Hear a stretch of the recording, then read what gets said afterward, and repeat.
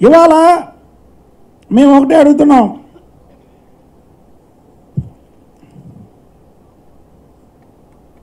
నిన్న విజయసాయి రెడ్డి గారు బయటకు వచ్చి మేము అడిగినటువంటి అధికారులని బదిలీ చేశారు, అందుకే ఈసీ గారికి కృతజ్ఞతలు చెప్పడానికి వచ్చాము. ఇదే అర్థమైపోతుంది మీకు ఈసీకి ఎంత మంచి సంబంధాలు ఉన్నాయో అనేది. ఇవాళ ఈ రాష్ట్రంలో చంద్రబాబు నాయుడు గెలవడం ఖాయం. మీరు ఎన్ని వేషాలు వేసినా సరే చంద్రబాబు నాయుడు అనే వ్యక్తి గెలవడం మాత్రం ప్రజలు నిర్ణయించారు.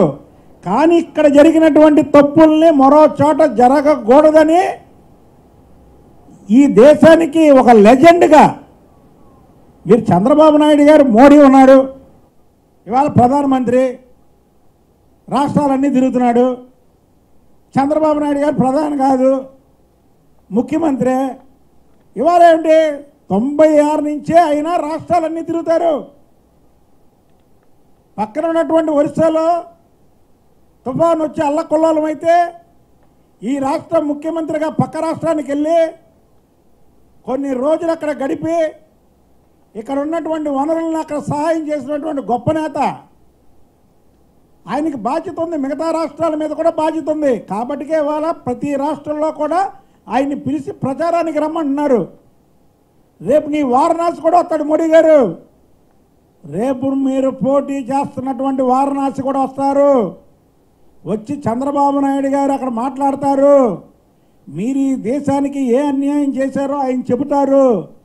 చంద్రబాబు నాయుడు గారు నోట్లోంచి ఒక మాట వారణాసిలో వచ్చిందంటే మీరు వారణాసిలో ఓడిపోవడం ఖాయం. మీరు ఎవరితో పెట్టుకున్నారు? చంద్రబాబు నాయుడు గారితో పెట్టుకున్నారు. చంద్రబాబు నాయుడు గారిది నిజాయితీ, ఆయన పోరాటంలో నిజాయితీ. నీ పోరాటంలో ఒక శాడిజం, నిజాయితీ శాడిజం. కాబట్టికి నిజాయితీ గెలుస్తుంది. మీరు ప్రధానమంత్రిగా ఉండి వారణాసికే ఏం చేయలేకపోయారు. ఇక్కడ రాజధాని లేనటువంటి రాష్ట్రాన్ని అమరావతి సృష్టించాడు.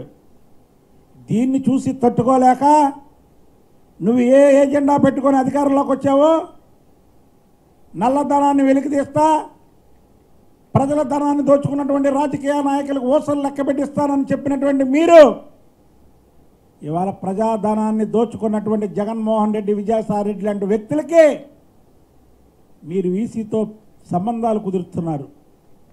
అంటే నీచమైనటువంటి రాజకీయం, నీచమైనటువంటి వ్యవస్థని చిన్నాభిన్నం చేయడానికి మీరు పన్నినటువంటి కుట్ర.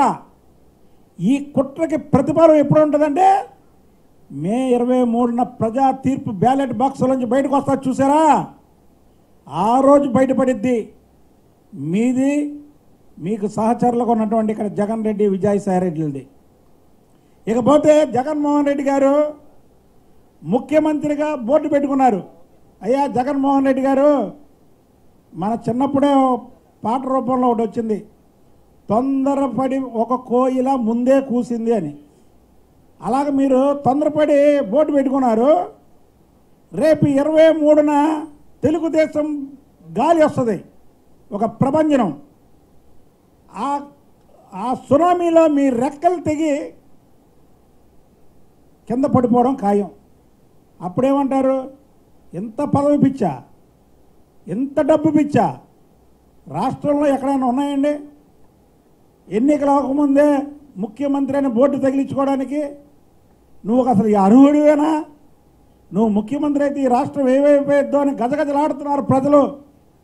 4 రోజులు బట్టి మీ వాళ్ళు చేస్తున్నటువంటి హల్చల్, బీజేపీ నాయకులు చేస్తున్నటువంటి హల్చల్, ఇక్కడ వైఎస్ఆర్ పార్టీ వస్తుంది, చంద్రబాబు నాయుడు గారు రారు అని మీరు చేస్తున్న హల్చల్కి ఇక్కడ ప్రజలకి చలిజ్వరం వస్తుందయ్యా బాబు. ఎందుకు వస్తుంది అనుకున్నావు చలిజ్వరం?